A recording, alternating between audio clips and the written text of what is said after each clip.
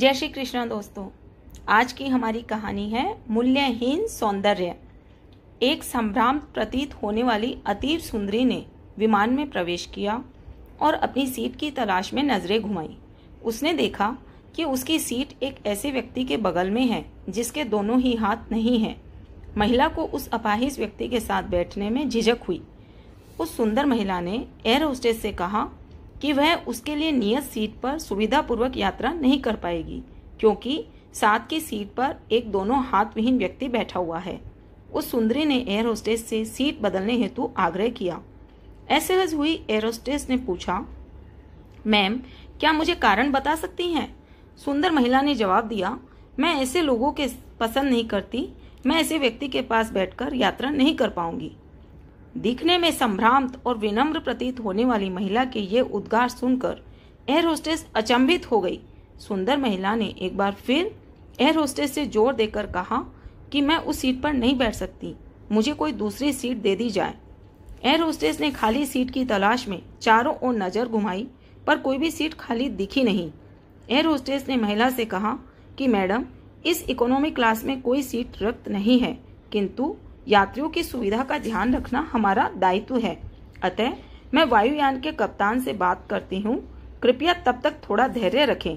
ऐसा कहकर air hostess कप्तान से बात करने चली गई। कुछ समय बाद उसने लौटकर महिला को बताया, महोदया, आपको जो असुविधा हुई उसके लिए बहुत खेद है।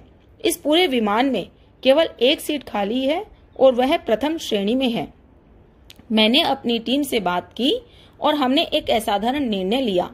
एक यात्री को इकोनॉमिक क्लास से प्रथम श्रेणी में भेजने का कार्य हमारी कंपनी के इतिहास में पहली बार हो रहा है।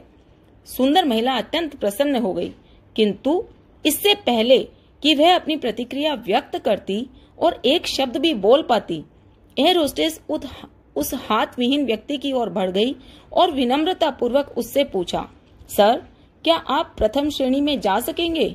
क्योंकि हम नहीं चाहते कि आप एक अशिष्ट यात्री के साथ यात्रा करने की त्रासदी भुगतें। यह सुनकर प्रत्येक यात्री ने ताली बजाकर उस निर्णय का स्वागत किया। वह अति सुंदरी महिला तो अब शर्म से नजरें ही नहीं उठा पा रही थी। तब उस अपाहिज व्यक्ति ने खड़े होकर कहा, मैं एक भूतपूर्व सैनिक हूँ। मैंने एक ऑपरेशन के दौरान कश्मीर सीमा पर हुए बम विस्फोट में अपने दोनों हाथ खोए थे। सबसे पहले जब मैंने इन देवी जी की चर्चा सुनी, तब मैं सोच रहा था कि मैंने भी किन लोगों की सुरक्षा के लिए अपनी जान जोखिम में डाली और अपने हाथ खोए। लेकिन जब आप सभी की प्रतिक्रिया देखी, तो अब अपने आप पर गर्व महसूस हो रहा है कि मैंने अपने देश और देशवासियों की खातिर अपने दोनों हाथ खोए। और इतना कहकर वह प्रथम श्रेणी में चला गया। सुंदर महिला पूरी तरह से शर्मिंदा होकर सर झुकाए सीट में गड़ गई। उस अतीव सौंदर्य का कोई भी मूल्य नहीं अगर विचारों में उदारता न हो। जय श्री कृष्णा।